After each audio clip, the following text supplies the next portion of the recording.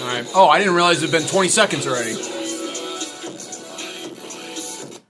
Usually it takes a while to go live there. I just want to be young, black, and rich, though, so I was jamming out to Melly Mike.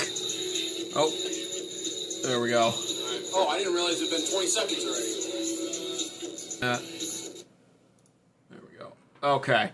Welcome, everyone, to American Advocates. This is episode 47, same number as our president, coming at you live with some interesting news to conclude the week.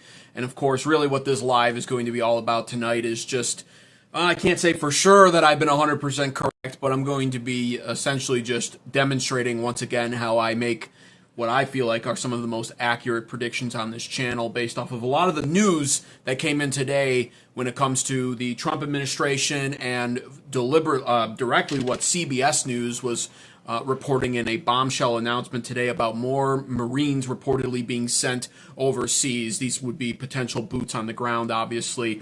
And a lot of reports are coming in from within the Trump administration that suggest that Trump is now starting to really lean heavily towards the idea of boots on the ground operations. At which point, of course, I'll just really only have one more thing to ask MAGA at that point, and that is, of course, how now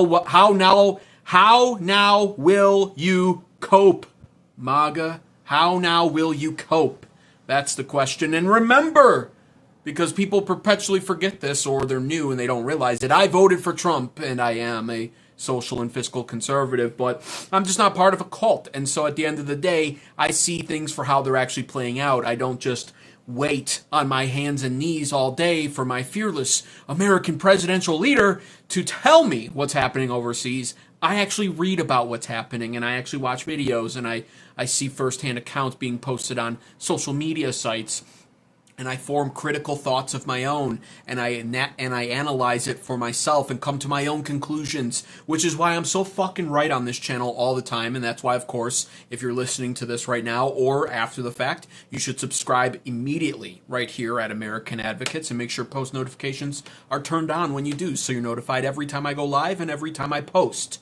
Because you should be not waiting on your hands and knees for President Donald Trump to tell you how the war is going, but you should be waiting on your hands and knees for American Advocates to go live every single night to tell you what's really happening, or at least give you the best possible educated guess on what's actually happening. And it is funny because 2 weeks to the date, to this date right now, 2 weeks ago, when MAGA was coping and MAGA was saying, well, this is not bad, this is America first. And Trump is only going to keep it in the air and in the sea. It'll be naval strikes and Air Force strikes, but he'll never put boots. Trump knows better. Our Lord and Savior Donald Trump knows better than to put boots on the ground. He knows that would be so unpopular. And and these MAGA cheerleaders, I guarantee you, they'll move the goalpost now. But 2 weeks ago, they were saying blatantly, if he puts boots on the ground, that's it for me. I can't support this anymore. Let's see how many of them stand by that if that's actually what takes place, possibly this weekend. If you ask me, I think it'll be one more weekend, though, to be honest with you. I don't think we're going to quite have it this weekend. I don't think the troops will be, I don't think they'll be ready to go. So we'll have to wait and see how that plays out. But, yeah, I just wanted to... How now will you cope, MAGA, says Glenn. Yes. Hey, Tom, how are you? Red Menace Guru's in here. I don't recognize that name, but he says, I thought it was decent. Now I have to backtrack after he did this and say I was wrong. And he was. Yeah, who was, you were wrong about what? The boots on the ground? Because it very likely looks like it's going to be boots on the ground. Not a guarantee just yet, though. I even see what's going on here. Tom says 200 billion for boots on the ground. Why isn't my chat coming in on my screen here? I'm wondering. Let me make sure I have this fixed actually before.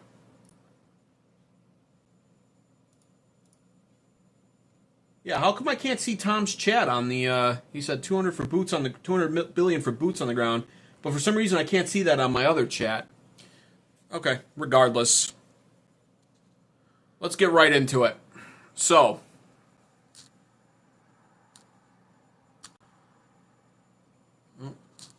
That's another problem. Okay, so this is what I wanted to show right here. This is the article, mind you. And you can see this was from CBS News, and you can see I was tweeting on it. You should follow me on X at American_Advo. You can see that. Go follow me there immediately. I don't know why the fuck I have to say that all the time, and yet I don't see any familiar names at all on my X ever, except for Cole Ferguson, the resident liberal here, who comes by and disagrees with everything I say, but then says in chat that he loves me.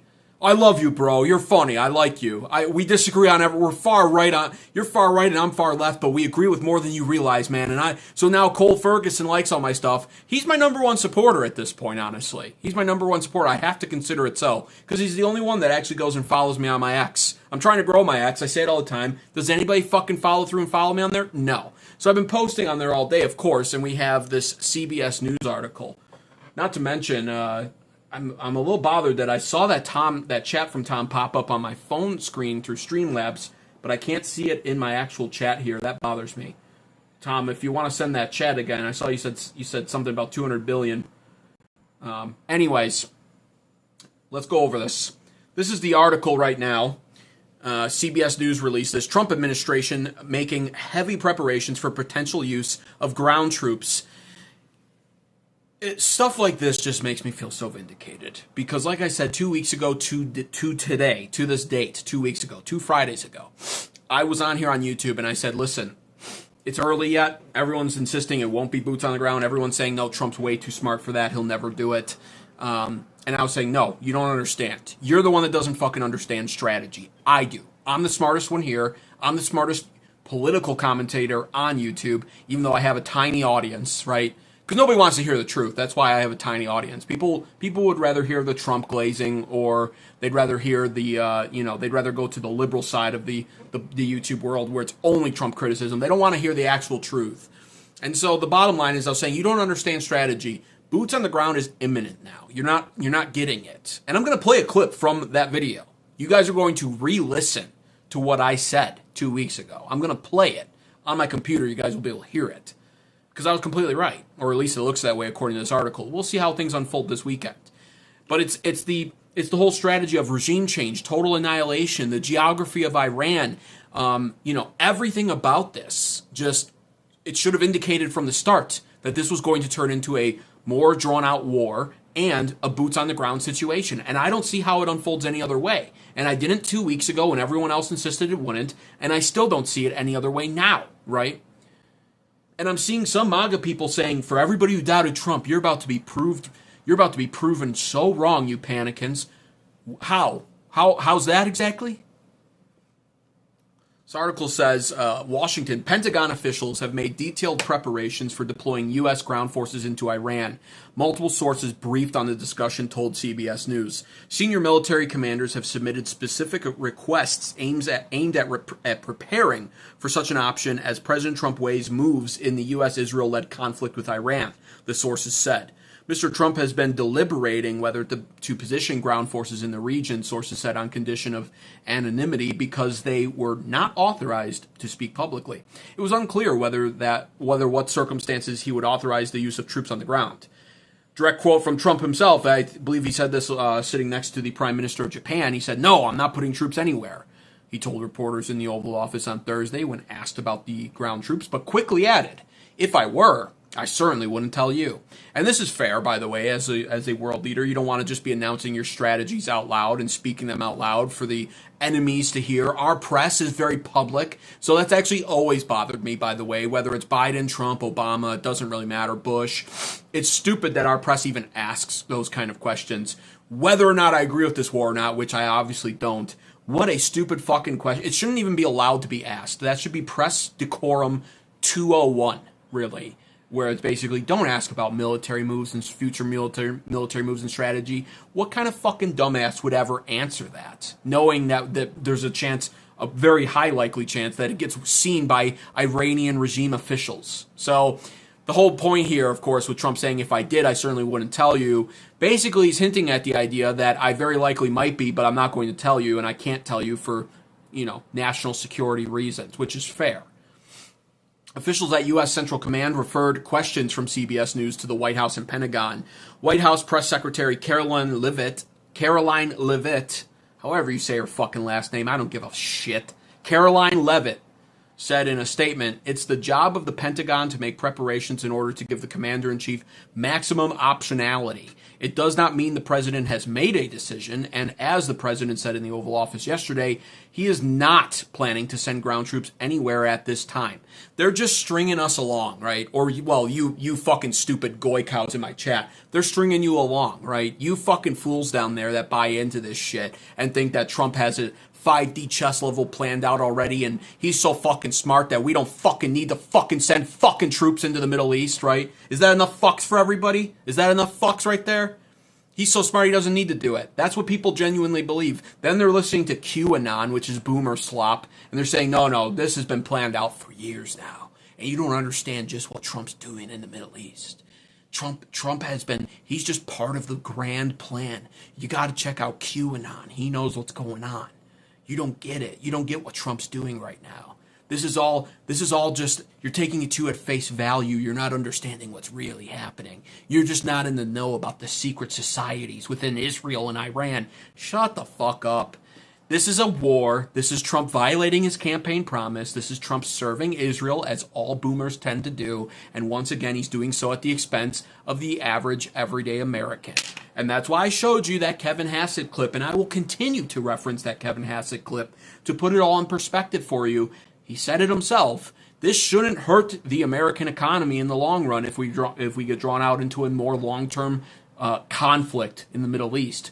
And then he goes, well, there is the American consumer, though, but they're the last of our priorities right now. And that's the truth. Because why? How does the American consumer benefit Israel? We don't. Unless we pay our taxes, of course, which then we can watch that money be used to fund this war that only 26% of Americans tend to want, according to most relevant polls. So that's first and foremost with all of this.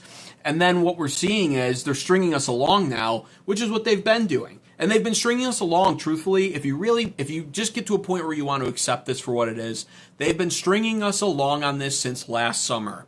I was in support myself back then, before I was a little bit more clued into what's happening, of those Iran strikes in Operation Midnight Hammer. And I said, we struck them from the air. We didn't put boots on the ground. We eliminated a potential nuclear warhead threat from a country we certainly don't want developing nuclear warheads. And we got in and we got out, and not a single American casualty was had, and everything's fine. That's what I thought last year. And I should have known better, and I should have known really that was just to kickstart what we're doing now, right? I should have known that, but I didn't. I still trusted Trump a lot back then, because that was around June, and my confidence was only slightly shaken in Trump by then, after he had his disastrous cabinet meeting where he discussed the Epstein files being a hoax. But for the most part, I saw Trump act from January through May, and I thought, wow, he's on fire. He's killing it. He's doing a lot of what he promised. So I'll stand by him on this strike. I don't agree with it, but I think it was the best case scenario. Little did I know, of course, that this was just the beginning to what we're in now. And now, because of how unpopular this is, this administration is gaslighting us continuously. You guys, I'm way too fucking smart to be gaslit. I'm fucking so much smarter than everybody. Literally. It actually, cursed with knowledge is the best way to explain it. And he's just gaslighting all the stupid goy, all the fucking MAGA cows, the cultists, the swine. Everyone eats slop out of the trough. Oh, the president said, though, that there won't be boots on the ground. And, yep. But I don't really care why he's moved 2,200 Marines to the Persian Gulf with 4,500 more rumored to be being moved right there. I don't know why he would do that, but he did say that he's not putting boots on the ground. Slop out of the trough. And you just buy it up and you fucking sleep peacefully, not realizing that you're just being strung along. And worse yet, you stupid motherfuckers, you'll literally just move the goalpost as the president continues to do the opposite of what you're claiming he won't do and continues to do everything he promised he wouldn't. You'll just move the goalpost. What's going to be the MAGA cope? Well, I'll tell it to you right now. I'll predict it very accurately right now as well. So it starts off, obviously, with last summer, these strikes in Iran, Fordo, Isfahan, and Natanz. And people say, well, Iran can't have a nuke, that's for sure. So this was a great operation. No casualties, in and out. From a war perspective, relatively cheap, only cost a couple $100 million. This was a great thing, right? So that's the first cope right there. I fell for that cope back then. Now my eyes are opened. That was the first cope. Now we're back in it. And what's the cope? Well, the nukes weren't taken out, actually, even though Trump said afterwards it was total annihilation. So we really have to go back and finish the job. But, a couple more airstrikes will do. He'll strike from the naval coast in the Persian Gulf. And it has to be regime change, it seems, because, well, they're still going to develop nukes if we don't get in the right people to lead Iran. That was the cope then, right? That was the cope about a month ago. And Trump says, he promises this will just be a 4 to 5 week event at most. By the way, it actually started as 4 days. It started as a 4-day operation. So 4 days, really. And then Trump said, well, 4 to 5 weeks is more likely. So 4 to 5 weeks, that's the cope. 4 to 5 weeks, total regime change, total annihilation of their nuclear facilities this time, right? Then the cope turns into, well, the Persian people are going to rise up and they're going to overthrow this. So we won't have to get too involved with the regime change factor because the Persian people and the Iranian people who were formerly free until the 1970s, they're going to rise up now that they see the U.S. military getting involved. And now that we've struck Tehran and killed 1,200 people in Iran, they're going to rise up and overthrow their government. So we won't need boots on the ground, and this won't turn into a war that's endless because the Persians have it. They'll take care of it. They'll take their country back. That's what the cope turned into then, right? So it went from, well, it's just a summer strike last year. We took out their nuclear facility to, well, it turns out we didn't take out their nuclear facility, but we're going to take it out this time to, well, we don't know if we can take out their nuclear facilities. We don't even know if they have nuclear facilities active anymore. We don't know if they even have the ability to develop nuclear warheads. But to be extra safe, it has to be regime change now. We have to kill all of them. And then you point out, well, that would mean boots on the ground. They go, no, because the Persian people were told by the Trump administration, they're going to rise up. Trump, didn't you see Trump's Truth Social post, bro? He tweeted at them and he said, guys, it's your time. It's your time. Rise up now. We're telling you when to do it. Now you rise up and you overthrow your government. So the cope turned into that. And now the cope, it went from regime change to Persian liberation, right? And then all of a sudden it's, well, the Persian people, they don't really seem all that keen on overthrowing their government. They're actually kind of in hiding, and some of them are even supporting the Iranian regime. So it looks like we are going to need soldiers at the ground level to help us out while we strike from above, but it won't be our soldiers. It's going to be the Kurds. We're going to get the Kurds. They love serving us. They love dying for our causes with no reward. This is historical. They do this all the time. So we're going to arm the Kurds. We're going to give them money, small arms equipment, and we're going to just give them a nice firm pat on the hiney and say, go on, get in there, wage another civil war on our behalf. And that's how we'll avoid boots on the ground. See, Trump's a 5D chess grandmaster player. He's got this all planned. He's got this all figured out. And so what happens? Well, the Kurds say, fuck you, we're done being used. Every time we do, we lose a lot of lives and we get nothing for it. So we're done. We're not helping you. And now all of a sudden the cope has progressed even further from that, right? Now the copium centered around all of this is, well, Trump's he's sending Marines there, but I mean, it's really not technically boots on the ground because they're on naval vessels, and we just have to increase the military presence there because nobody could have expected, I can't even say it without laughing, nobody could have expected that the Iranian regime would immediately move to lock down the Strait of Hormuz, which is in their control and controls 27% of the world's oil when it comes to oil tankers passing through it and trade. Nobody could have expected that the Iranian regime would have immediately thought to lock down the Strait of Hormuz, and that we can't have that. We have to have that strait open, not really for ourselves. Only 5 to 7% of our oil goes through there, but for our allies. And I don't understand why our allies are so pissed off at us about this, but they are, and we got to help them now. So we're sending extra troops there, but they're going to be on the boats, and it won't be boots on the ground then because they'll be on the boats. And this is just a show of strength on Trump's part. It's really just to intimidate the Iranian regime. That's what the cope turned into then. What is it now? Now the cope you see is as he's sending more Marines there, and as these reports are coming out now from CBS, where they're being told from officials within the administration, you can see right here, it says the U.S. is preparing to deploy elements of the 82nd Airborne Division into the Middle East region. and the planning involves the Army's Global Response Force and the Marine Corps' Marine Expeditionary Unit. Thousands of Marines being moved now to the Middle East. 3 warships and about 2,200 Marines from an expeditionary unit departed California earlier this week, according to 2 U.S. officials. It was the second such Marine unit sent since the war began, and it could be a few weeks before it's in place. So it's on its way.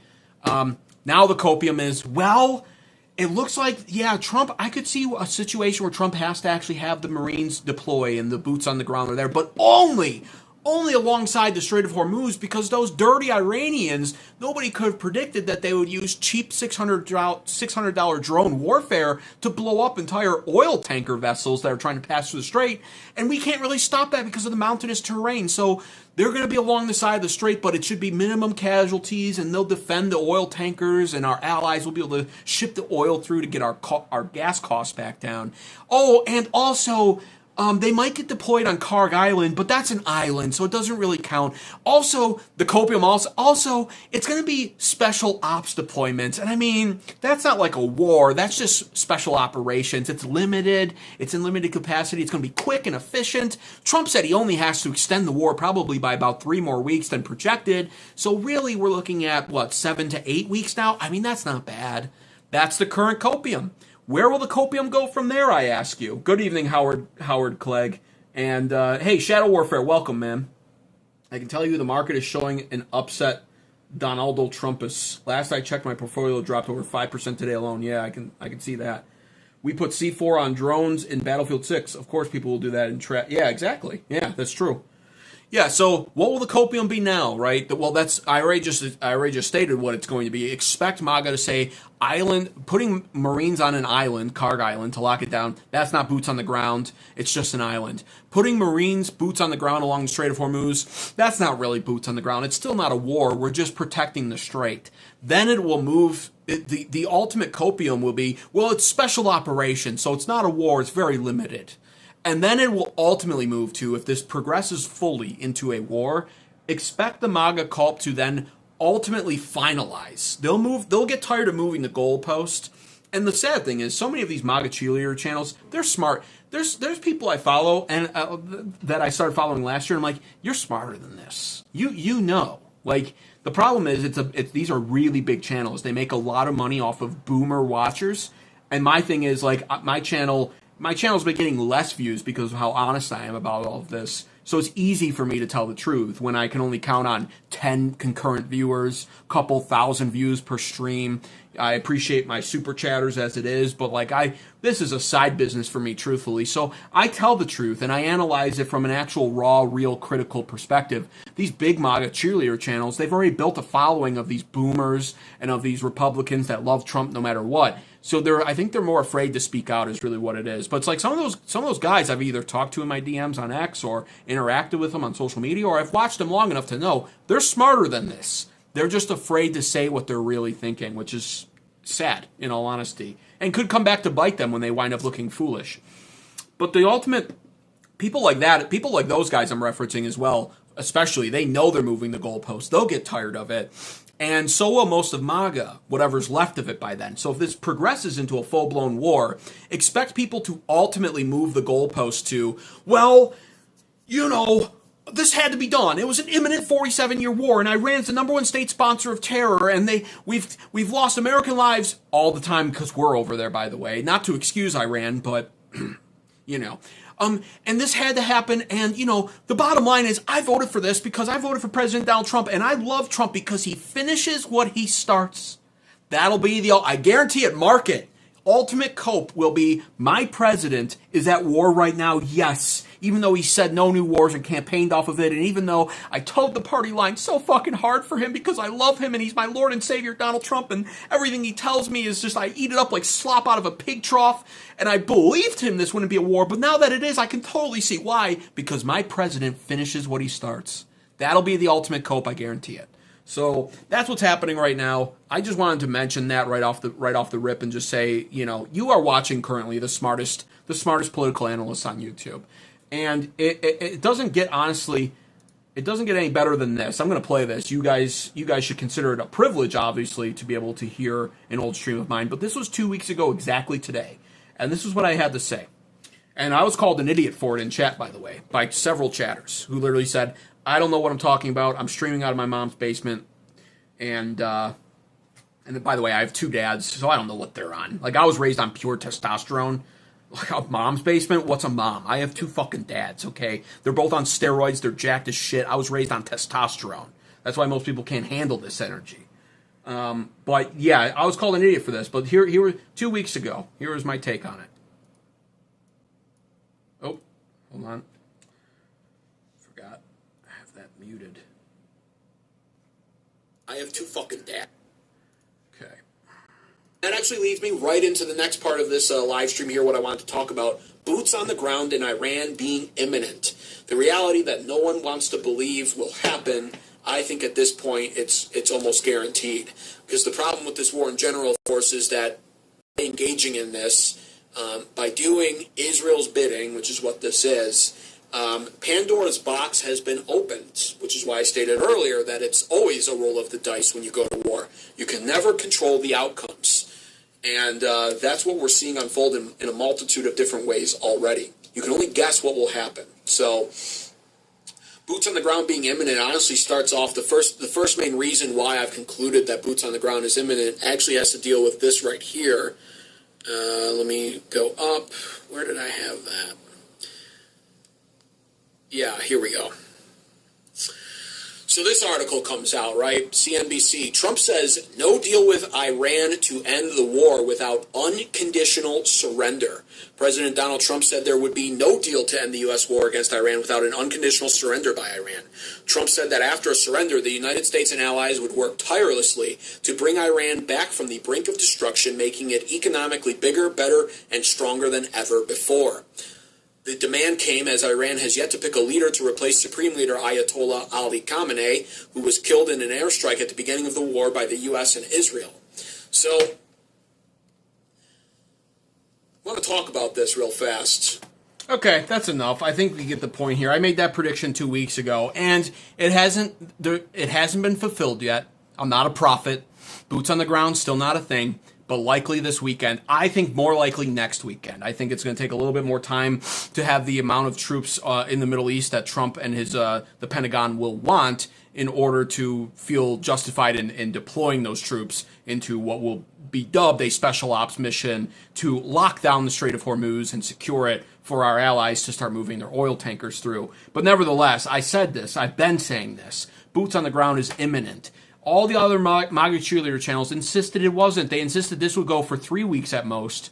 And then Trump says 4 to 5. And they go, well, that's okay. It still won't be boots on the ground. We can strike them from above. We have great Israeli intelligence. So we can always know where all the next up and coming leaders of the Iranian regime are. And we'll just kill them too. And we'll strike them from the air and from the sea. And that'll be good. And the Persians will rise up and take their country back. And we'll arm the Kurds. And it's like, I've been saying from the start, none of that's going to happen.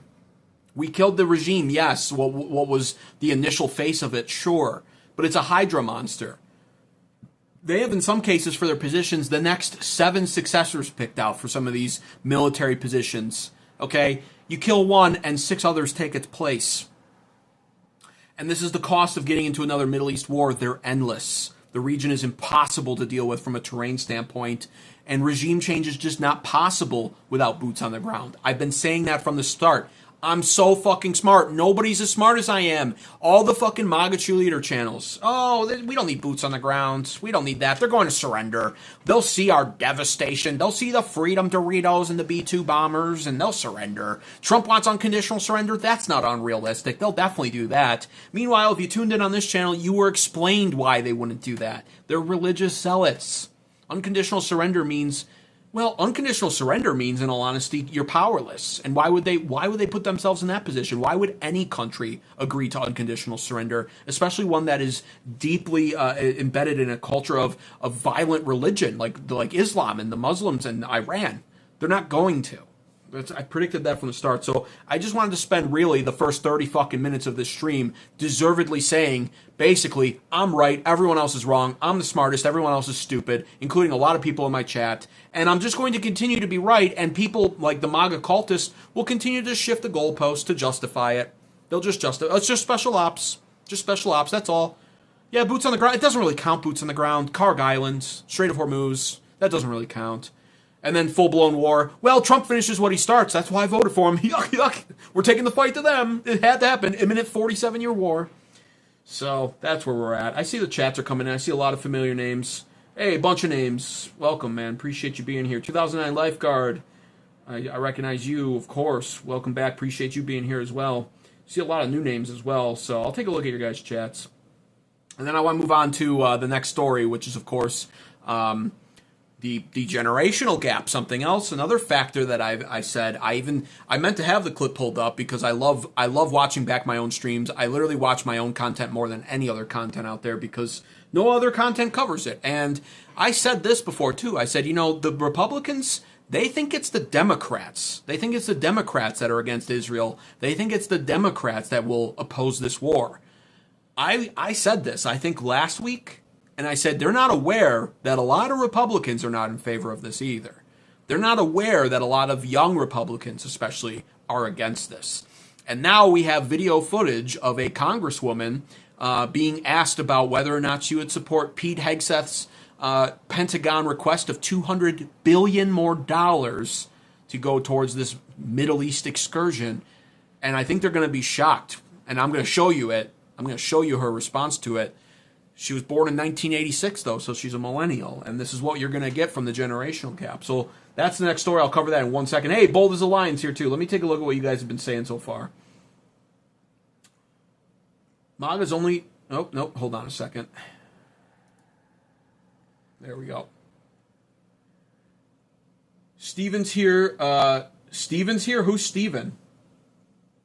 Oh, that guy. That's Steven. The guy that thinks he knows more than I do when I've been right about everything. Yeah, I remember him. Steven Hefra. What's he sharing now? A lot of data points and stuff from these obscure articles. I'll try to stoop down to his intellectual level and read some of it, but Nomad Hero says massively narcissistic claim. Well, thank you. I appreciate that. I wouldn't be live streaming on YouTube if I wasn't a narcissist, would I? All right. Let me catch up.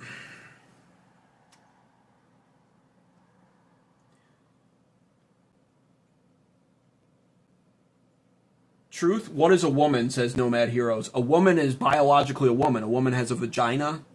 What is it, the XY chromosome or whatever? What do you think I am? A liberal because I'm critical of a war? I'm a liberal now? Is that what you think, you fucking retard? This guy's a liberal. He probably can't even say what a woman is. No, a woman, I can very clearly define what a woman is. Thank you. There are two genders, yes. This is a two-gender channel. I may have been born with two fathers, but that means I was raised on pure testosterone. And let me tell you something. I can sniff out a woman. I can sniff out a woman any fucking day. And I can also sniff out a fake one. They fucking reek. Islam denies the crucifixion. Yeah, they do. That's absolutely true. What's your point? Howard Clegg says, people don't want to give up on their beliefs even in the face of reality. Truth by actions. Critical thinkers can get past that. Yes, that's the whole thing, Howard Clegg. That's why I'm not part of the MAGA cult, even though I voted for Trump. I'm a critical thinker. I look at stuff objectively and I go, that doesn't seem right. The MAGA cultists go, well, Trump said that this is what we're doing, so yeah, I believe him. You need to be a plan truster. Everything Trump says, how dare you criticize the president? He's our Lord and Savior. American Chadvocate, twice the dad, 4 times the man. Hell yeah. I ate a Chuck Norris burger. Hell yeah. Rest in peace, Chuck Norris. Then you have Bibi Netanyahu today instantly propagandizing Chuck Norris's death. I don't know if anybody saw that. But Bibi Netanyahu instantly shows the video where he met Chuck Norris. And he was basically like, wow, rest in peace to my wife and I were sad to hear about the death of the American movie star and legendary martial artist Chuck Norris. He was such an Israel supporter. It's so shameless. It's so shameless. 2 men should not raise children. Look what it did to this guy. Produced an absolute reeking full of testosterone chat on the internet. That's what it did, Nomad Hero. Don't tell them it's a joke. Let the people who are the swine in the chat eat up everything literally. That's what makes for good humor, Shadow. He's a joke, mate. Mate? Where are you from, Australia? He's a joke, mate. He's a joke, mate. Mate, why has anybody watched this guy, mate? Why? Why has anybody watched this guy even? What's up with him? Do you lend family money, says Eddie? I try not to. It's an anagram. If they need it, of course, it's family. Proponents argue that the U.S. boots on the ground in Iran could be necessary. Oh, here we go. Proponents argue that... Oh, so let's see what Stephen Heffer's advocating for today. Proponents argue that U.S. he's copying and pasting from a magazine. I wonder which one. Boots on the ground, because there's no way this guy talks like this. No human talks like this. Proponents argue that U.S. boots on the ground in Iran could be necessary to physically seize or neutralize deeply buried nuclear materials, facilities, and ballistic missiles, capabilities that airstrikes cannot destroy. Such actions aim to stop Iran's nuclear program and dismantle an oppressive regime deemed a threat to regional stability. Yeah, I've been saying that the whole time. Not to mention, also, do they even have a nuclear program anymore? Don't know. We were told it was totally annihilated. Even more so, the real key term in there is regional stability. I like that term. You know why? Because it reminds everybody that we don't fucking belong there. Us Americans and our country and our soldiers. We don't belong there. Regional stability. Has nothing to do with us. Nothing. We're so fucking far away and out of reach, they were no threat to us. And it should be obvious they were no threat to us. They've been imminently making nuclear warheads, they've been imminently 2 years away from doing so for 47 fucking years. I think they would have had nuclear warheads by now, don't you? Doesn't the line of logic there just kind of add up to that reality? They're 2 years away 47 years ago. They're 2 years away 45 years ago. They're 2 years away 43 years ago. They're 2 years away 41 years ago. They're 2 years away 39 years ago. Where are the nukes? Where are they? Are they in the chat? I don't see them. Stephen AI. Yeah, that's what he is. It's dead internet theory. This is an AI bot, and it's being programmed. So we just leave the Hydra? Yes, Nomad Hero. Yes, we do. We just leave it, literally. Yes, absolutely. Not our problem. Can't reach us? Not our problem. Sounds like NATO's problem, right? They had ballistic missiles that could reach Europe. Sounds like Europe's problem. But they could destroy Israel. Sounds like Israel's problem. What do those countries do for us?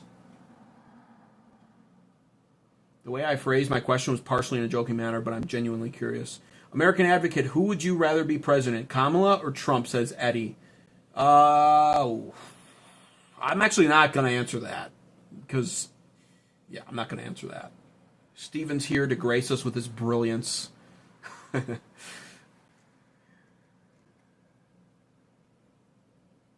Yeah, plagiarism Steven. Yeah, he's literally just copying and pasting magazine articles. Like, Steven's the kind of guy that that's on X, and when somebody posts something, like when I make a post about something, Steven's the guy when you click in the comments and you see Grok tagged. Guac, is this true? Guac, is this true? Guac. And then he'll copy and paste what Grok tells him, and that's his argument online as a person, as an actual vessel on the internet. We get arguments from people like Steven that's just Grok coded. And it'll be something like, look, the president said it was going to be a 4 to 5 week excursion. He's only extending it by 3 weeks. That's not a war. That's conflict. That's not lying. That's not liberal hypocrisy. That's just Trump ensuring the future and safety of Americans. It's like the most coded AI language ever, and that's the kind of person Steven is. Hey, Adamonicus Attempts is in here. That's an old school viewer. Don't see you that often anymore. But he says, only need 2 years without a draft. Come on, team.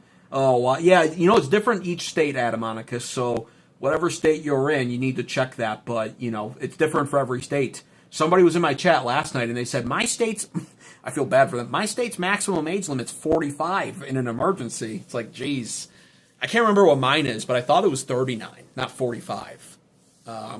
But maybe it's 35. I don't know. The whole thing is it goes 20, 21, 22, 23, 24, 25, 18, 19, 26, whatever. And then they go up from there in an emergency. We'll see what happens.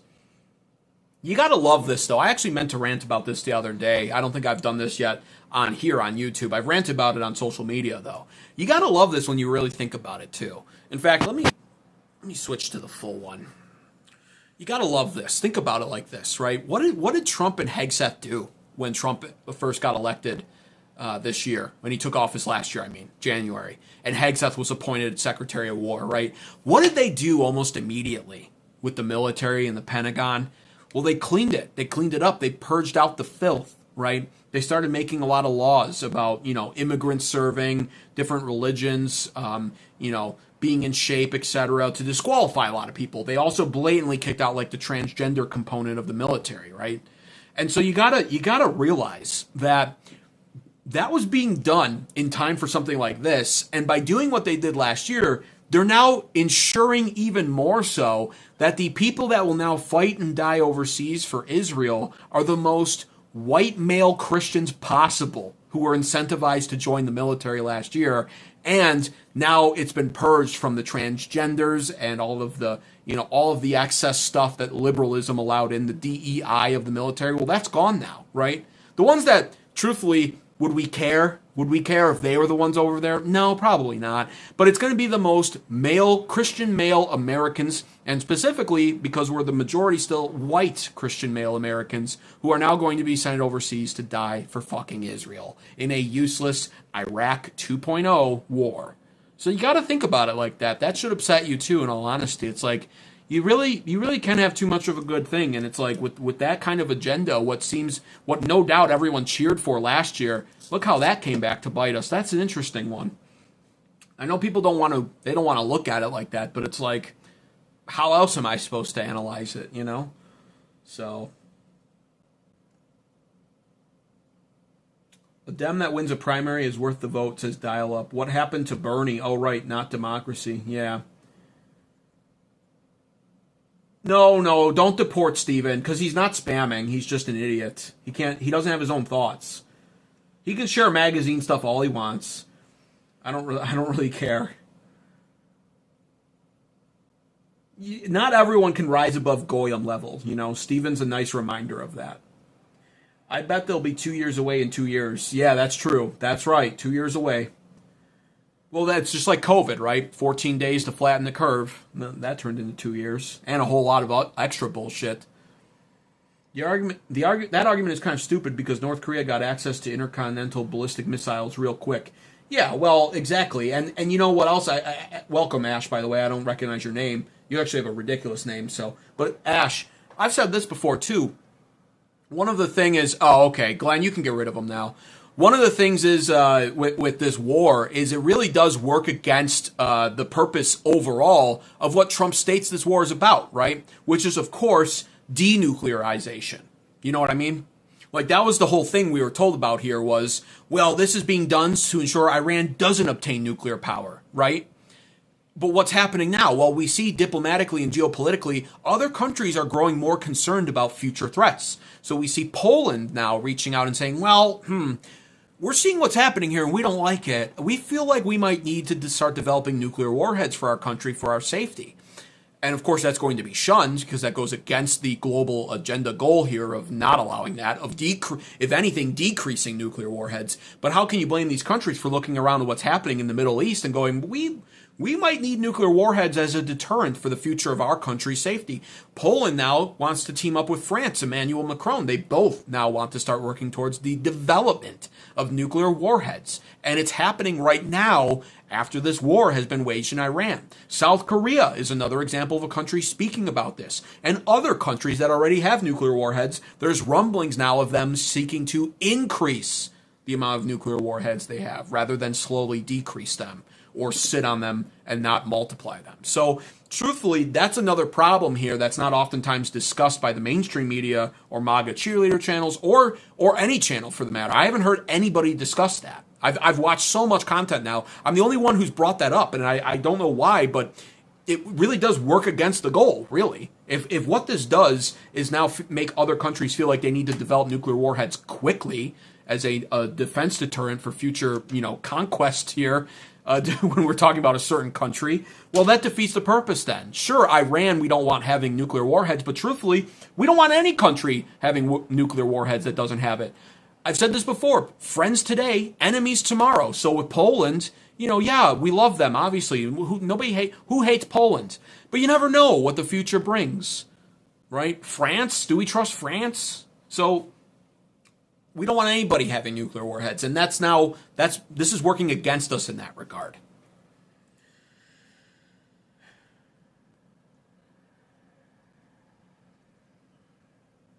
He says Goyim is a racist term.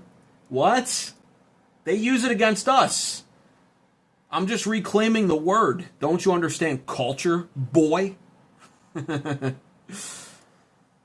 was his spam, though? Wait, is he still... Oh, okay. Yeah, Goyim Island.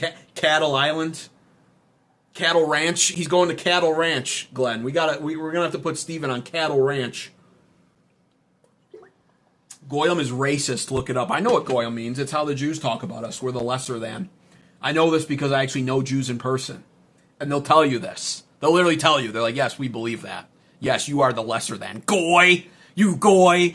The word pops up in the Epstein files. Jeffrey Epstein refers to us plebs as the goy. So, racist term, though? Give me a fucking break. It's racist against us, is what it is. So therefore I can use it. It's like our N-word.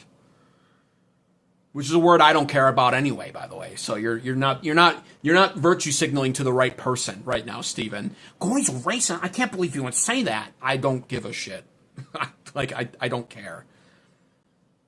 Who said that? Who just said that? Because that's an excellent point. Katafi. Who's bringing up Katafi? Because yes, that's an excellent point. Where did I see that? Oh, Glenn, nuclear, of course. Nuclear. I've been saying it all stream long. Nuclear. That's the N word I don't care about. Nuclear. That's the one, of course. And I've been saying it all stream long, so it should be obvious. Who brought up Katafi? Why can't I see this? I see it on my other chat, but not in this chat. But yes, Katafi is absolutely, by the way, a prime example of why you don't announce to the world that you no longer have nuclear warheads, right? Katafi announced that. He's like, hey guys, I cooperated. My country no longer has nuclear warheads. And they went, that's wonderful. Regime change him immediately. Throw him to the wolves, his own people. And then we did. He was regime changed. He was thrown to the wolves. His own people sodomized him with a bayonet and then killed him. So yeah, I don't know who brought that up. I can't see it for some reason in my chat on my computer, but I saw it pop up on my phone screen where I have the chat overlay from Streamlabs. Whoever brought that up, yes, excellent point.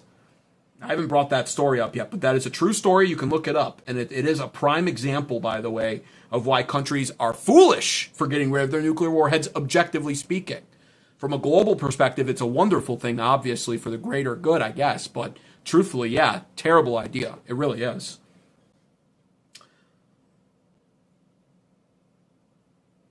Take out the MAGA trash, says. See, I'm a Republican though, so let's not feel like we're on the same side necessarily. But I do gotta laugh at the name because I can't stand MAGA anymore. And he says, I know what the word means and how it's actually spelled. Who is it racist against? Exactly.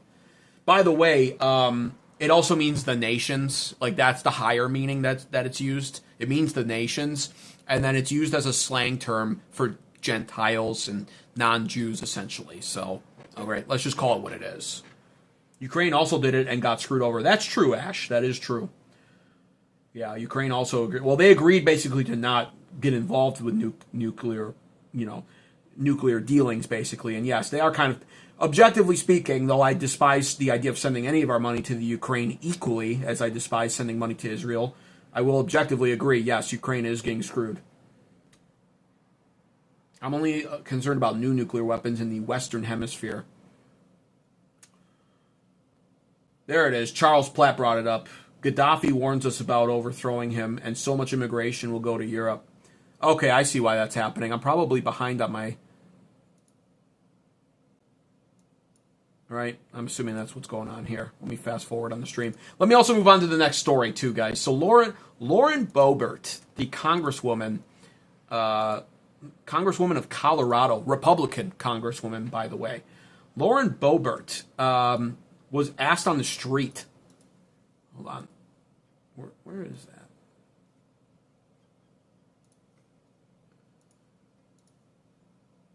All right, let me move on to that. Screen share. There we go. Where's X? There it is. Okay.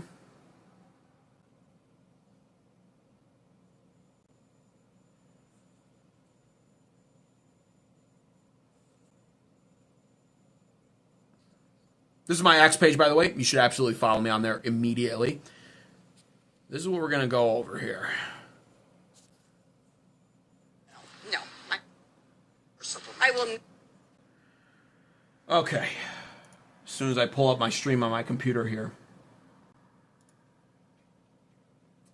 A little bit of extra technical problems today, unfortunately. By the way, please be sure to like the stream if you haven't already. Double tap your phone screen or hit the thumbs up button. It truly helps the stream perform well in the algorithm. No. Truly helps the stream perform well in the algorithm. Subscribe to American Advocates if you haven't already. So, I've been mentioning this before, and I've been talking about how I think the Republican Party is woefully unprepared for the generational gap that we're going to witness becoming more prominent in time as our American political landscape shifts. And the shift that's occurring, by the way, is the shift of the obvious boomer dilemma here. Boomers are actually, I would consider boomers overrepresented in our political landscape overall right now in comparison to how many boomers are still alive. And naturally, of course, boomers are hitting the deceased line finally. And with that comes less boomers in power, more boomers retiring from politics or dying in office. We're literally seeing some of these boomers, they love power so much they just die in office or like pass out and like have dementia moments before they're forced out. But it's all starting to happen. 2028 is going to be the mark. That's going to be the mark where the tide officially turns. And 2032 is going to be even more noticeable. I really consider 2032 to be probably the first instance in our elections, maybe 2030 even, but definitely 2032 being a presidential year, where we will really feel the effects of minority boomer power in play here, and more Gen Xers, and then by default more millennials, and even a little bit more Gen Zers at that point. And this is a great example of that, because President Donald Trump he delivered these statements about, he talked about it like reminiscently, I guess, if that's even a word. And he delivered this statement a couple weeks ago, and he said, it used to be the Jewish lobbies, Israel lobbies, were the most powerful lobbies in America, and they have been up until recently, but it's not so anymore. Times are changing, and I've warned, we have people like AOC plus 3, I call her AOC, and, she hates Israel, she hates it, she's like an anti-Semite, and like, he was talking about Democrats. And when I was listening to that, I remember thinking, oh, you poor boomer fool. You have no clue, do you? You don't understand what's happening with the youth overall in this country as they read more about the history of events here, Israel becoming a nation state in 1948, contrary to what the Ted Cruz, Genesis 12, bless Israel kind of politicians would have you overlook, right? How could you bless a state that didn't exist, a country that didn't exist until 1948, right? That's the cliche question at this point for anybody in the know. But, contrary to that, or contrary, they don't want you reading about the USS Liberty. They don't want you reading about, what's going on in Gaza, etc. Any of their wartime tactics. They don't want you really connecting those dots, but you can't help it anymore. The internet exists, the information's out there, and the young people are on the internet way more. The boomers were the most psyoped generation of all time. You have to understand this. And you have to also understand that boomers were starting to be born just a few years after Israel became officially a country. So they've grown up with a much different outlook on Israel. They've grown up with a much different outlook on society. Boomers were psyoped into, blessing Israel so we can be blessed by God. They were psyoped into feminism, sexual liberation. They were psyoped into liberalism, individualism, globalism. All of this was what the boomers were hit with, which is why, as much as I rag on them, I do feel a certain degree of sympathy for them, because they were psyoped. They had like 3 television channels that they grew up with, and all 3 of them pushed the same stuff. So you have to understand that, and you have to give them a little bit of grace when it comes to that, because That's what they grew up learning. Our education system was fundamentally changing for the worse during the boomers' childhood. And it's changing, and they don't see it. They don't understand it. And they think it, then the worst part is the Republicans think it's a uniquely Democrat issue. So, and I've discussed the weird, fucked up part of our politics in this country is, in fact, the fact that 70 to 80% of Jews, depending on the election cycle, American Jews, 70 to 80% vote Democrat. But the Democrat Party hates Israel and the Jews. But that's who gets the vote here from American Jews. Because you look at Israel and you understand they're fundamentally a more secular and liberal peoplehood than you give them credit for, you realize. Abortion is legal nationwide in Israel. People don't even know that.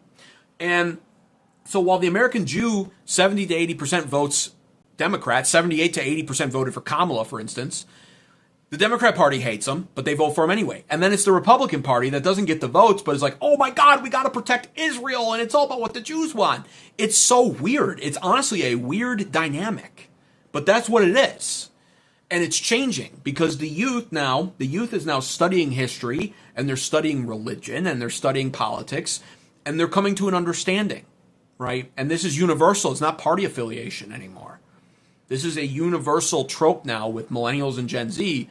We're not supporting Israel anymore. We're questioning them, rightfully so. We're wondering why. We're wondering why people like James Fishback, running for governor in Florida, points out that it's written in the Florida state constitution, I think it is, that it's mandatory to donate annually, Florida state to donate over $300 million a year to Israel. Why? Why is that? We're questioning why. And of course, now the defense to that is, well, you're an anti-Semite. It's like, okay, sure, I guess. Go ahead, call me that. I don't care anymore. Call me a racist. I've already dealt with this with the liberals during BLM. Call me a racist. I don't care. I'm going to point out what I point out. Yes, 13% of the population commits 50% of the crimes. You're a racist. Okay. Doesn't change the facts, does it, though, bitch? And so now we're starting to question this kind of reality, too. Why is it written in a Florida state constitution that Florida must send annually $300 million to Israel? Why? Why do we send $3.3 billion a year to Israel? And I've asked these questions. It's the same about Ukraine. So it's not a biasy, by the way. I'm not an anti-Ukrainite for asking that question. I just think it's bullshit. There's so much we have to fix in our own country. And I say this all the time. I drive on roads, and I understand this is more of a state responsibility, but it just goes to show I drive on roads with so many potholes, it looks like a sauropod fucking dinosaur walked down it, right? You've seen those fossilized tracks, and they're like these massive holes, and it's a sauropod dinosaur footprint, fossilized footprint. That's what my roads look like. But for some reason, we have all this money, and now Pete Hegseth is like, well, we need $200 billion. We need $200 billion to continue this fight, this not war excursion conflict that might go on now for 100 days or more. We need $200 billion. Oh, but Trump's border wall, that's going to cost $45 billion. We don't have that money. To protect America at the southern border and stop illegal immigration going forward in the future, $45 billion to make America safer, we don't have that money. How does the southern border wall in Mexico benefit Israel? Well, it doesn't. So we don't have the money. But we need $200 billion, please. And so this idea was floated to GOP Representative Lauren Boebert. She's out of Colorado. She's a millennial born in 1986. And this was her response. Republican Colorado Congresswoman.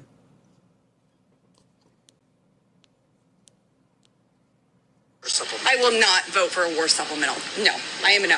I've already told leadership I am a no on any war supplementals. I am so tired of spending money elsewhere. I am tired of the industrial war complex getting all of our hard-earned tax dollars. I have folks in Colorado who can't afford to live. We need America First policies right now, and I'm not doing that. We need the Save America Act, FISA with warrants. There's a lot of hard lines that I have right now, and we've got to get our act together if we want to keep this majority.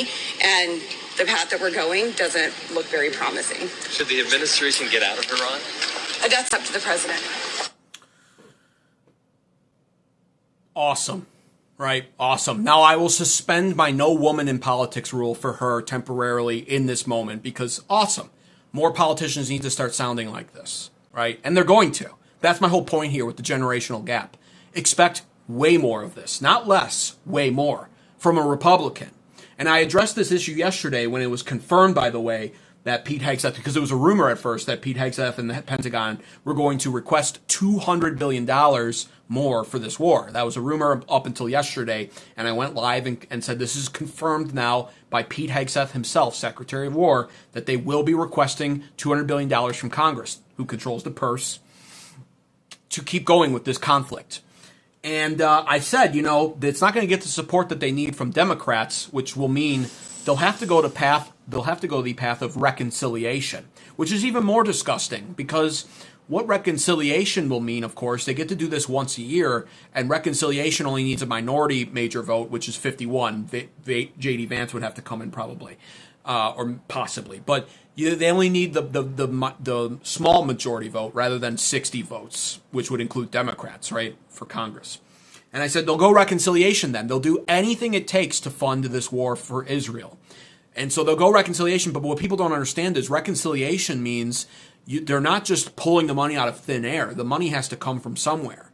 All their money comes from us, by the way. The government doesn't earn money. It taxes money and then uses it. So they'll pull the money from somewhere else. A reconciliation essentially means let's re-examine our budget and where the money goes towards right now, and let's reallocate funds. And so even more disturbingly, if they have to go the reconciliation route, or they believe that's their best bet, they'll do it. And then we'll get to see what they're really prioritizing, which won't be us. They'll be pulling that money out that's being spent on social programs, a lot of which I don't agree with even existing, by the way. But on principle, you have to understand what it means. It basically means, our welfare program for Americans, our social security program for Americans, Medicare, Medicaid, infrastructure spending, the roads, our federal highway system, anything you can imagine that the government would vote to spend money on for our benefit will now see a massive withdrawal, and they'll pull that money out to gather $200 billion to spend on one thing: an Iran war on Israel's behest. That's what's gross about it. However, what I like even more is seeing a Republican like this say, I won't vote for that. Because that means that even perhaps in a reconciliation now, it might not even hit majority support at all. We might now see support in the 40s, which means it won't pass. And so this actually gives me hope, and I hope there are more people. She's the first one, by the way, truthfully. She's the first Republican, to my knowledge, to stand up and speak out against Donald Trump and this war. And she's a super MAGA supporter, by the way. There's photos of this broad. She's in like super MAGA gear. She campaigned with Trump 2 and 3 years ago, and she's standing up against the war. So this right here is the generational gap at work. And it's really, really important that the Republican Party identify that, because the bottom line is they're not identifying it. They don't get it. And the Democrats are actually figuring it out faster, it seems. And it's going to be perhaps one of the biggest major talking points that we will see, if not this year in midterms, definitely in 2028 for the presidential campaign and races. Questions will be asked, like, funding from Israel. People will be looking at that. They'll be wondering what their stance is on Israel more and more. And if we're still, God forbid, in a Middle East war for 2028, Republicans probably don't have a chance at all of winning, but whatever Republican candidates run will be asked about it. And you'll have the Ted Cruzes out there that say, well, Christ is king is a racist term against Jews, so I don't say that anymore. And the Gospels, as I read it, really indicate to me that I'm the one who killed Jesus, not the Jews, and I support Israel. I actually, funny enough, this is a quote from Ted Cruz, I became a senator so that I could first and foremost defend Israel. So I stand with Israel, and as president, I would support them unquestionably. That will lose you elections. I can promise you that. And a lot of Republicans are going to be very chicken shit about the subject still, I think. Democrats, however, are becoming more savvy to it a lot quicker, it seems. So I just wanted to highlight that there, because it's a sign of the times changing. We are in the fourth turning. The boomers are desperately holding on to all of the institutes they find familiar. They're desperately trying to hold on to the system that they created and that served them at our expense. But every time they squeeze harder, it's like gripping sand. They're losing more of it, and we're taking more of it power-wise. And ideally, in the future, soon, hopefully, before America's non-existent, we're going to reform it and change it all to our liking. And that's why I say don't take the black pill, because there is hope. It's just a question of endurance now.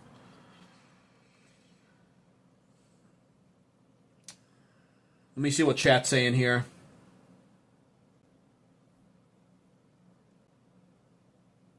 Deter. What's going on in chat? 13% of smoke alarms are responsible for 90% of beeps. I see what you're saying. I wonder if that correlates with the other one. Because they do always tend to be short on batteries. Dial-Up says, Glenn, but I have an espresso machine. Okay. All right, hold on. There's just a lot of there's a lot of chat here that's not, no offense. Like, I'm glad you guys talk amongst yourself for sure, but the whole country is cooked, says Ash. See, I just said don't take the black pill. We should give more tax breaks to billionaires so it trickles down, says Cake Eating Dragon. Are you, does your name happen to be Ronald Reagan by chance? Glenn tagged me. He said, made a great point last stream. They wouldn't spend $17 billion on a wall to protect USA. Yeah, well, this is the thing. Now it's been quoted at $45 billion, I guess, the modern day equivalent. But Trump in his first term, that was the quote he was given, was $17 billion. And our Congress acted like that was a ridiculous, how could you ask that? They literally were doing like the dad meme, like when you leave a window open in winter, or like when you leave a light on overnight. I'll never financially recover from this. You know, like that's the response Congress gave Trump in his first term over a $17 billion request for a southern border wall. We can't afford that. And you just fast forward. Listen, I'm aware of inflation. I'm aware of an increased cost. I'm aware our money's worth less, but 17 billion to 200 billion. Now all of a sudden now they have the gall to ask for that. They think that they're justified in that. Explain that one. And even nowadays, like I said, with a $45 billion updated value assessment on what a southern border wall would cost, just understand, of course, at close to $50 billion, that's only, what, a quarter? That's only 25% of what they're now asking for a foreign war that only 26% of Americans say they agree with being waged and prosecuted.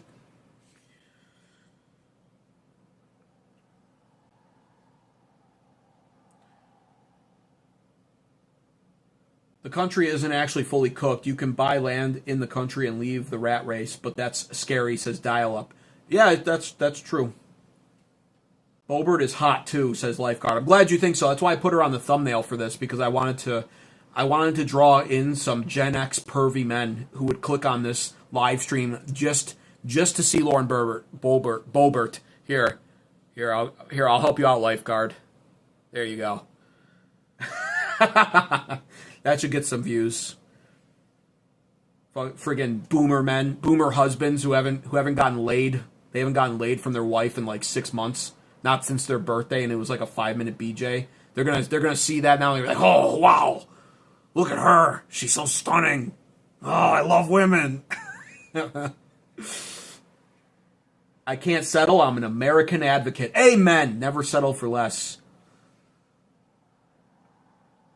Mo roads, says Howard Clegg. Seriously, though, Howard, listen, dude. The roads are a problem, man. And listen, I talk to a lot of people. It's not just where I live. It's everywhere. It's everywhere.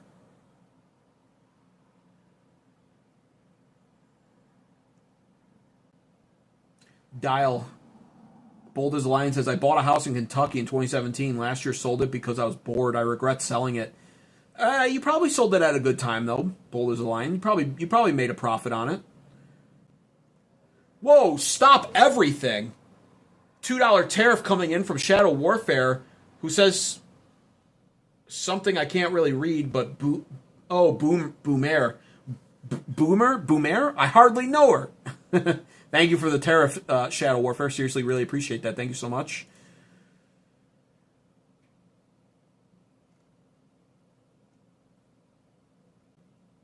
The dad thing. You are leaving the light on. Yep, exactly.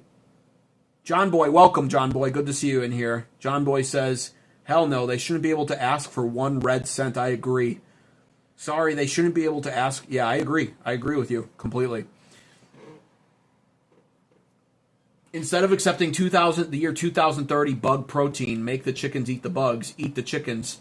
No, that's not what they preach at the World Economic Forum. Why would we eat chickens when we can eat ants and grasshoppers? If you eat enough of them, you'll still get the same amount of protein, okay? You will have nothing and you will like it. All right, so I wanted to bring up another point here with Lauren Boebert.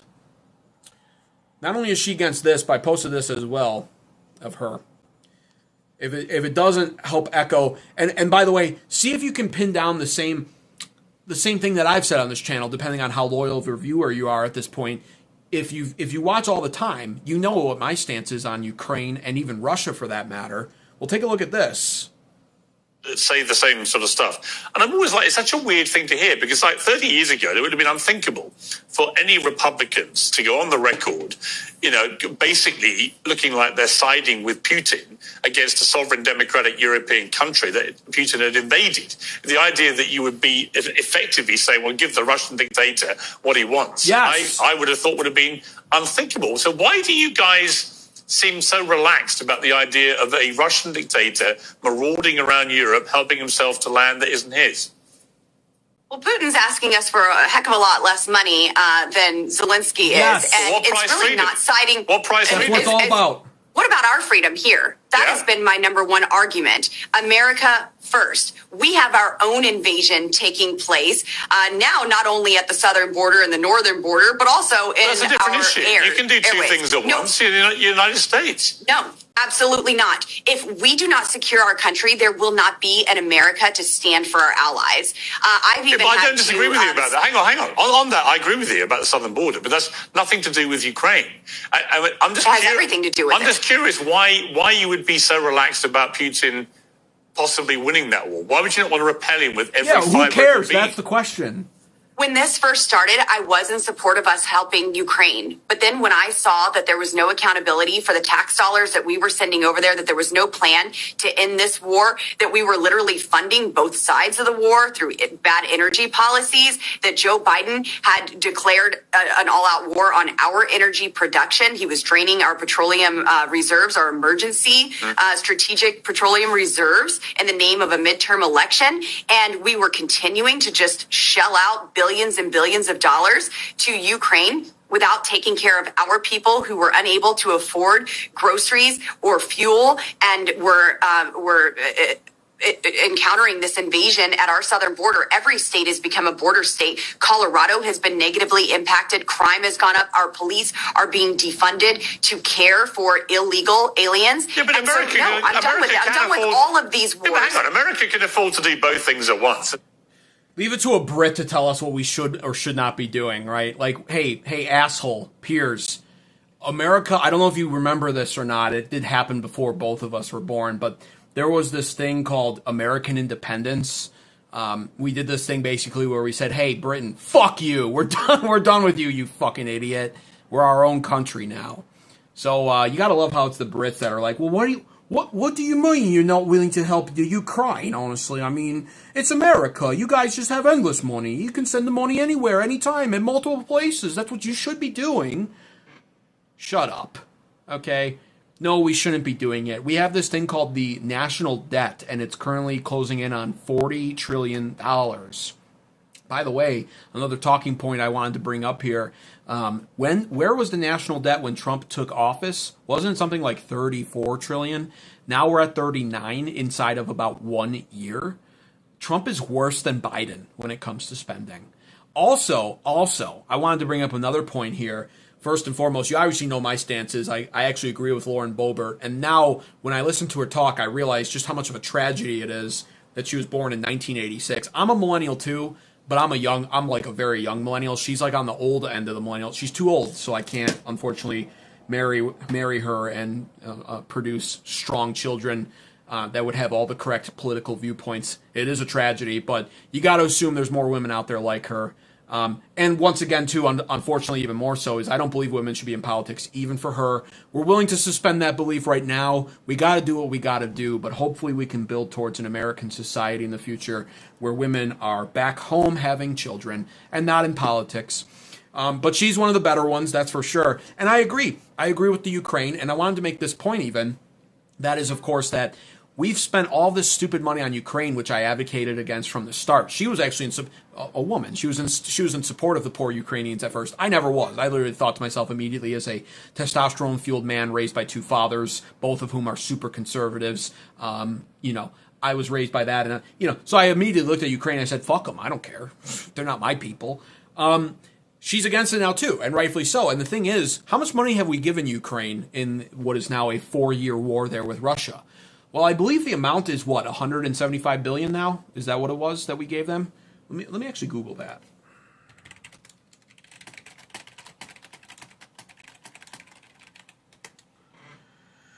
Yeah, 175 billion committed, nearly 183 billion total, I guess, right now. Just realized something. So we gave Ukraine in 4 years 183 billion total dollars. Now, in what, 3 weeks? Pete Hegseth's already saying, well, Israel needs 200 billion. Not Israel specifically, by the way, because this is how the pro-Israel lobbies get you. They say, well, we only give 3.3 billion per year to Israel, so it's really not that much. $1 billion is not that much anymore, which is kind of true. So it's only 3.3 billion. And then it's like, yeah. And then they trick us into going into the Iraq war in 2003, and we leveraged $6 trillion fucking dollars of debt to sustain that war for decades, right? But that, Israel didn't get the $6 trillion directly, so... and now Pete Hegseth says, well, the Pentagon needs to request from Congress $200 billion. Of course, Israel will never, we never get to fully say that that's for Israel, but I think we all know, right? So $200 billion in 3 weeks. We didn't even give that much to Ukraine in 4 years, and I disagree with both on principle. But just understand that. There's one country that is apparently just worth it all. Let's just whore ourselves out. Let's just whore ourselves out for it. Get back to work and pay your taxes. $200 billion now will last us probably about 100 days. I broke down the math on last night's episode. If 25 billion is what it took for 21 days, then do the math. 200 billion will get us how many more days? So just understand that. That's another point I wanted to make. We need to be done with foreign aid in this country. These countries are not our problem. Ukraine is NATO's problem. And guess what Iran was? NATO's problem. It's Ukraine that wants to be divided in half and go to Europe and or Russia. When you look at the geopolitics of Ukraine, you understand that. The closer the people are living in Ukraine to the Russian border, the more they identify with Russia. The closer they live to the European border, the more they identify with European culture. So it's a country that's torn, societally speaking and culturally speaking. And so that's what this war is all about. It's not our problem. It's Russia's problem. It's NATO's problem. And same with Iran. The ballistic missiles could reach Europe. That sounds like Europe's problem. They couldn't touch us. And look at NATO's response in all of this. Not that I actually disagree with it and all that, in all honesty. Why would they send their soldiers' lives to die in a fruitless Middle East war, after all? They're actually the smart ones, sadly. But look at their response the second that Trump calls on them. It's, oh no, we're not interested. Thank you, though. Why don't we fucking do that to them ever? Trump is literally, well, our great NATO allies in Europe, they were at risk of the Iranian ballistic missiles, so we had to step in. We had to step in. Really? We did we? Well, look where that's getting us. And now look at how NATO responds. They say, no, we're not interested in your war. Thank you, though. We won't be sending any help. It's about time we fucking wake up.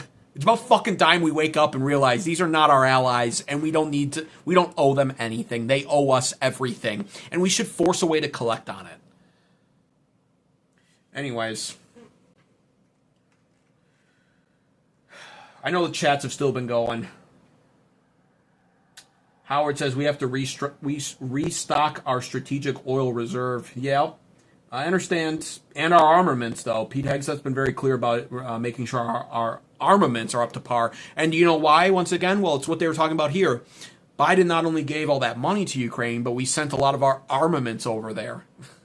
So it's a mess. Just goes to show, once again, it's like we can't even sustain a 3-week war without there already being fear-mongering about armaments running low for us, because we send foreign aid all the time and they don't appreciate it. It doesn't make them like us anymore. Zelensky hates Trump. He hates America.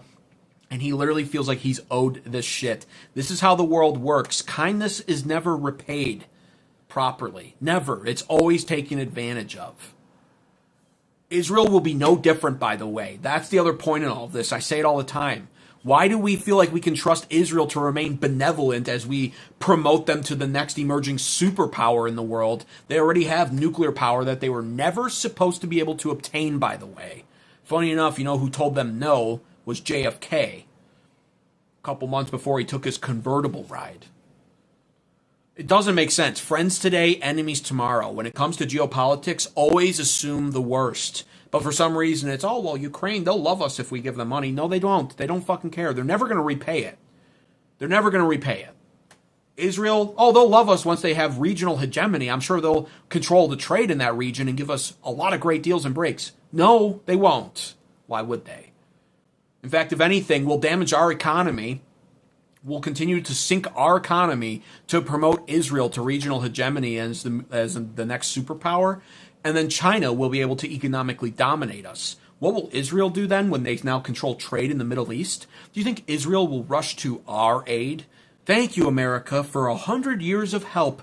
Ever since we became a nation state in 1948, you've just ruthlessly defended us from all evils, selflessly gave us all of your money, and promoted us to the world's new superpower in the Middle East. We're going to ensure now that your economy has been weakened and depleted by us, that we'll have your backs no matter what. You think that's how it's going to play out? It's going to be, well, honestly, America, we never asked for that. I don't know what you think you're going to get out of this, but fuck you. You're on your own. China's close to us. We're going to start dealing with them more. That's the reality that I see playing out. And I don't know how people could be so stupid to think it would play out any other way. Because Israel doesn't really, they don't have allies. They only have enemies, and their enemies are all Middle Eastern countries.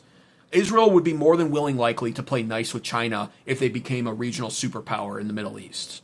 Don't kid yourself. It would actually make more sense for them to do that. I'm only ever objective. And the bottom line is, it wouldn't even make sense for Israel to maintain a strong relationship with America if they became a superpower. They wouldn't need us. They'll control the most important region for trade in the old world, the Middle East. They'll control it. They're already talking about trying to supervent the Strait of Hormuz. They're talking about now possibly digging a canal to allow the oil tankers through. And it'll, of course, where will that go through? Well, it'll go closer to Israel. Israel will be able to control the canal. And when we dig that, what will happen? It's going to cost American lives. We'll learn nothing from it, by the way.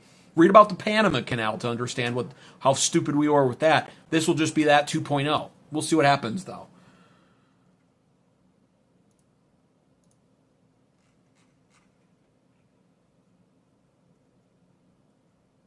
What's going on in this chat here?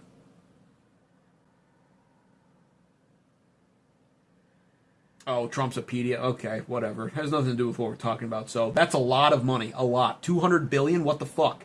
Says 2009 lifeguard. Yep. They shamelessly asked for it too. Pete Hegseth frames it like this, by the way. He says, well, killing bad guys costs a lot of money. So we're going to need $200 billion. And that's it. And then he just moves on, like, oh yeah, killing bad guys costs a lot of money. Everyone's like, yeah. So we're going to need $200 billion, and we're going to continue waging on this war, and we're going to try and fit it in Trump's deadline. It's just nonchalantly brought up. Okay. We are in a sad state, says John Boy. Currently we are, yes. And if we can't get out of Iran, it'll be the same way. Hold on a second. What's going on there? It'll be the same way. 5 years of waste and money gone. That's all it ever is. We're just like the sugar daddy of the world. We gotta stop it. Just like Tucker says, I don't have problems with Iran, Lebanon border at my house. Cocoa Bean 68 says, go then you. We don't want your bases in our countries. That's what you always say, but your leaders know better than you, and they don't ever. That's not how they talk. Maybe publicly they kind of pretend like that's how they feel to appease to you, you stupid goy. But honestly, they know better. They know without our bases, they're pretty defenseless. And that's why our bases are there to begin with. It's post-World War II. Russia was eyeing you guys up if you're from Europe. Trade Ladder says, you're right. We should allow the stagnation of wages with a flood of cheap labor. Yeah, we should let the kids eat Tide Pods. Yeah, exactly. So sad. Truthfully.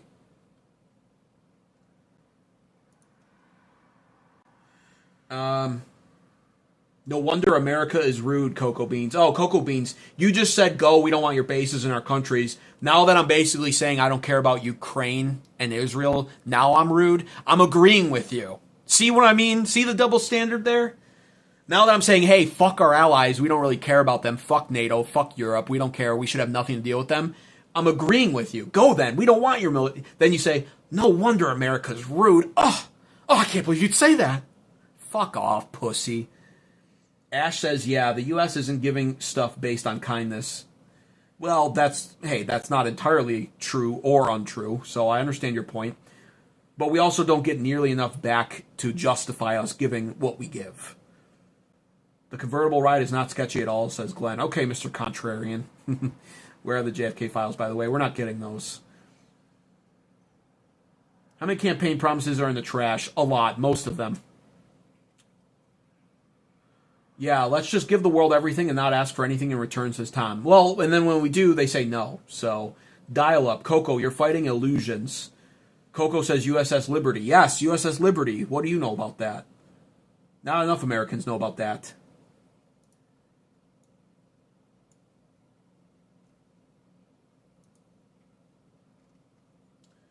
Part of Ukraine is former Poland. Yes.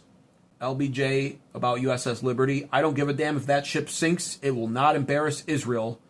Did he actually say that, though? Or was that the sentiment?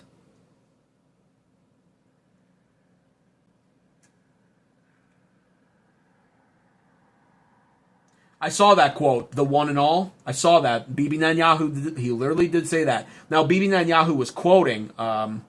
That's not a quote from Netanyahu. That's a quote from where's that from? That's a quote from someone else. But he did say that, and he was quoting that. And Netanyahu did say that yesterday. He said, Jesus Christ has no advantage over Genghis Khan. And he said, and that's because evil can defeat good, basically. Good is not a guarantee of of defeating evil. Something like that. Yeah, it was an interesting quote from Netanyahu for sure.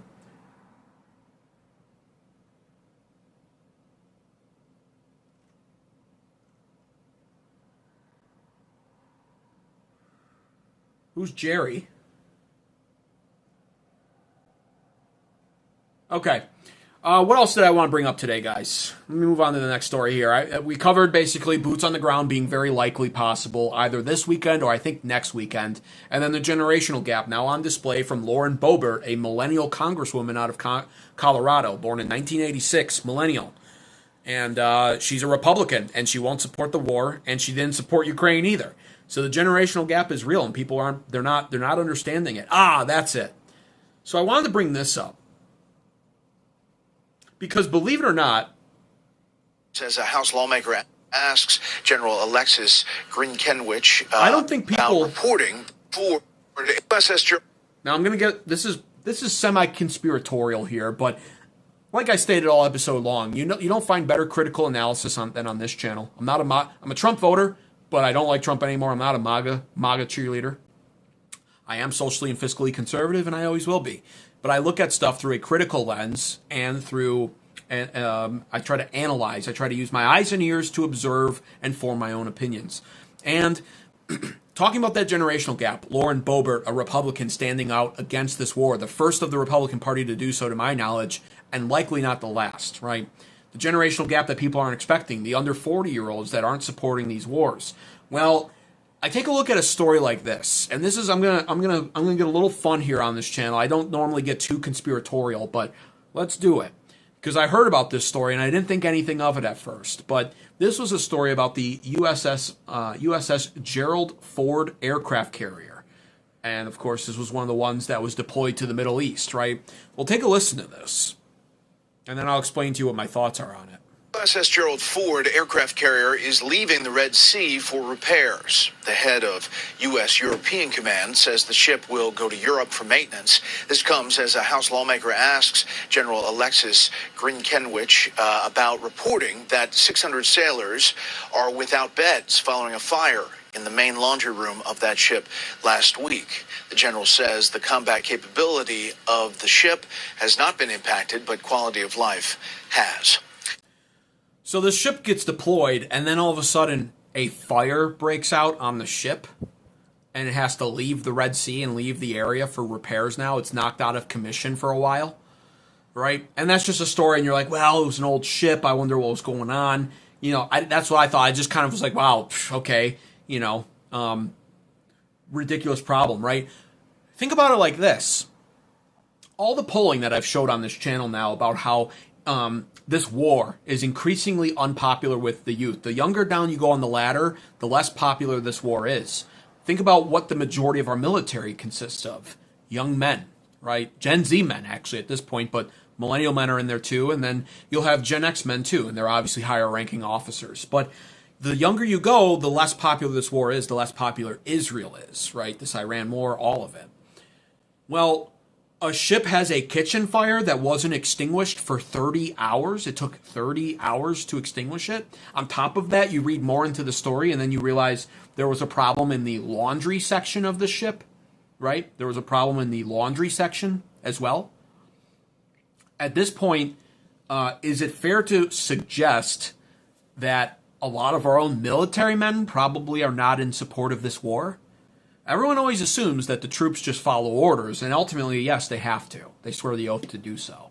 And they should. I'm not advocating that they don't. That would be treasonous, and we're at war. We got to do what we got to do. Let's just pray for efficiency. Let's win it, and let's get out. That's my thought process right now when it comes to the soldiers. But that doesn't mean that there wouldn't be any sort of possible scenario where you get a bunch of younger guys on a ship who are watching channels that are spilling the truth. They're looking at perhaps Alex Jones, Nick Fuentes. They're looking at all this stuff, and they're understanding that this war is not really a justifiable war in their mind.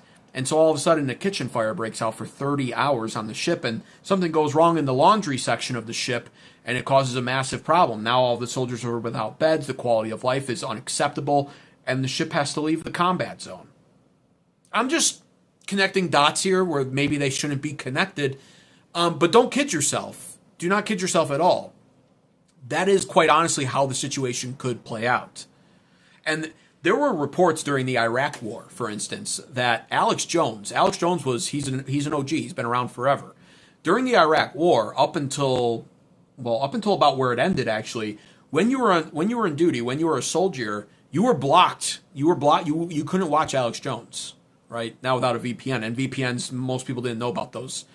So you couldn't even watch that stuff, right? It's different now.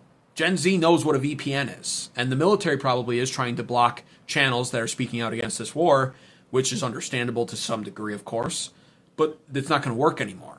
So just understand something here. When I see a report like that, at first I just thought, oh, wow, that's kind of sloppy of our military. And then I revisit it after seeing Lauren Boebert and after speaking about the generational gap, and I see it on my X feed, and I go, I wonder if there's not more there. And I can only speculate.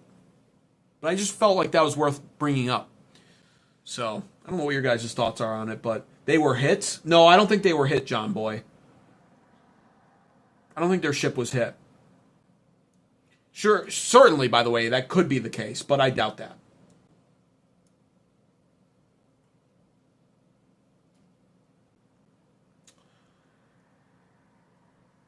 Let's see.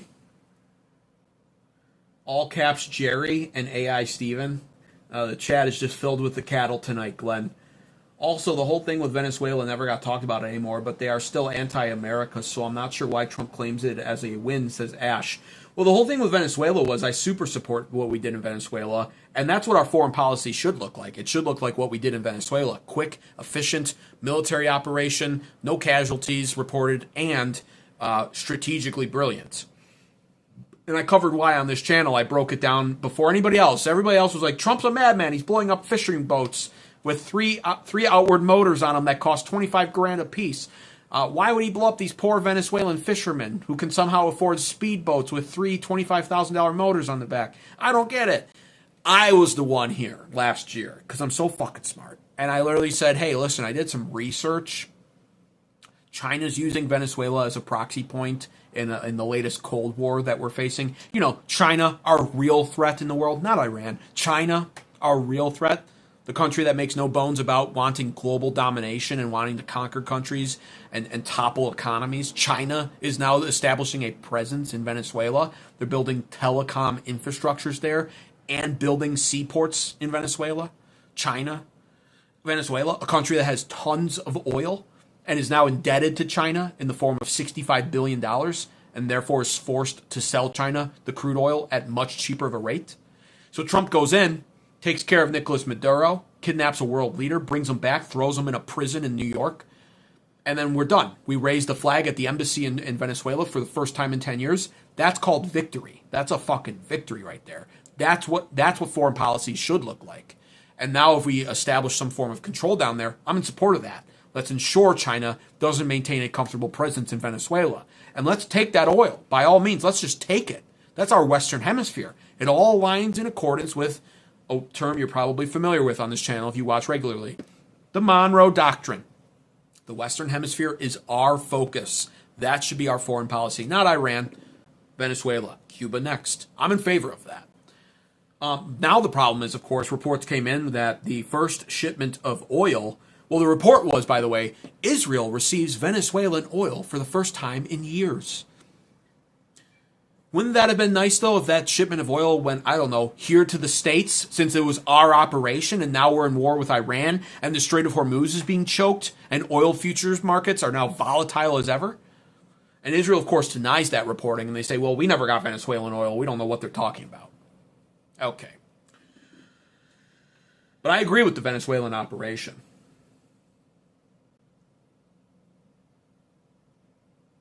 Ash says, okay, these ships actually have a ton of incidents. It doesn't mean it got hit. There's a lot of incompetence at sea. Yes, but you got to wonder, is it deliberate incompetence from the soldiers? That's all I'm asking. I'm just asking questions.